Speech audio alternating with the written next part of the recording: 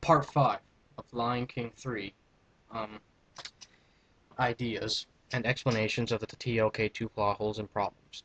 This is Feng Shui Double Y here for our next installment. And I was talking about, we got out of the way to genetic traits we most likely, like pretty much we can tell, Zira passed down to her kids. And now we gotta look over, okay, the dad. We have to put the dad into account too, the dad that we never saw. And I added a father character for these guys. And, I have a concept for it, but the problem is I'm at my grandparents' house right now, and it's summer vacation, and all our, like, the concepts I put in the portfolio that's, packed, so if you guys want to see that stuff, I'm gonna have to wait months. Probably like till we get a house in August. Sorry for the inconvenience. But basically, this character, so these are the traits I'm gonna make it to where Amani has, that's the name of the character, Amani, Swahili for peace. Kind of a bit of an opposite version of hate, which is what Zira's name was. I'll kind of go over the backstory later. But basically, okay, I'm going to make it to where Amani, for Kovu's basic appearance is Amani's basic appearance. Kovu has the almost exact same shape of chin that, well, Zira already had that flatness to her chin, but, like, Amani's is, like, it could have gone either way, basically. And, like, his eye shape, like, his actual eye shape, and his green eye is from his, like, Kovu's green eyes is from his dad's one green eye. And his basic eye shape, Kovu's basic eye shape, is mostly from his dad. And I did it. It's a bit of a weird combination, but that's over later. And then Kovu, okay, Kovu also got his main his main color from his dad. We can assume it to where Amani's colors and Zero's colors combined make Kovu's. And I'm also making it to where you're gonna see. I want to make it to where in the film you're gonna see Kovu's granddad, and his granddad will look a lot like him, because with genetics we all know, people who have gone and taken biology, they know that you can look like your grandparents because it's called a recessive trait.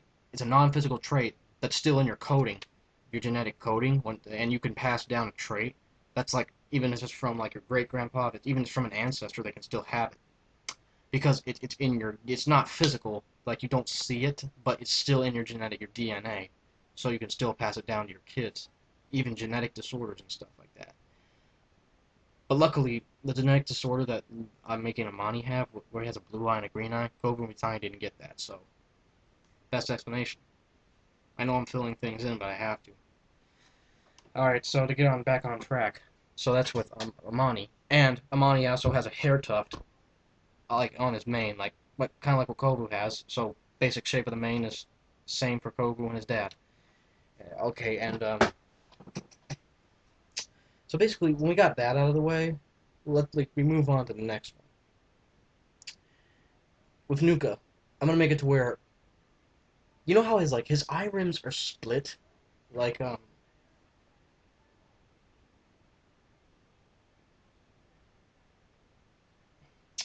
okay, well, I'm just gonna draw it real quick. Okay, so they're shaped something like that, and I'm gonna make it to where Amani has, like, that's the shape of his eyeshadows, so that's where Nuka got that from. And then the shape of Amani's eyebrows, the shape are mostly the same as Nuka's. And then there's Nuka also got his, like, you know how he's scruffy? He got that from his dad too. So basically, his dad, like, their dad is like a scruffy version of Kovu's name. And Nuka Amani also basically has Nuka's base colors. His base fur colors. That's where he got those from his dad. And he also got the lisp and the shape of the teeth. Like, Nuka had a unique shape in his teeth, and Amani has that too. And he also has a lisp. He may seem like an ugly character, but I made it to where he's like, I made it to where, like, it's a good design, and, like, he looks cool basically. And then I think that's everything for Nuka. Um, oh yeah, and Amani also has a beard.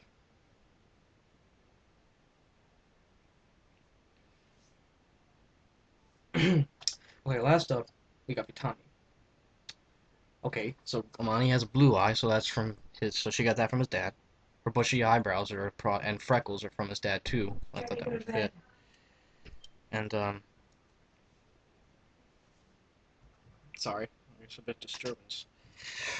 And then Vitani, like she also has ear rims, like black stuff in her ears, like a stripe in a sense. And Amani has that too. And Amani also has the same basic shape, like Nuka and Vitani have the same basic ear shapes, which is unique for Nuka because he's a male lion. And so basically Amani had that too. So that's why Nuka and Vitani have that shape of ear. Except Vitani was the one who got the ear rims, like the stripes, and Kobu didn't. Or more like a line running through them. Or, Nuka didn't, sorry. And that's basically like the traits that you give Amani.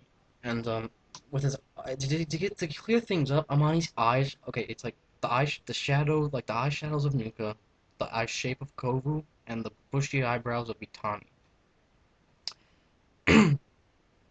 That's pretty much the genetic stuff.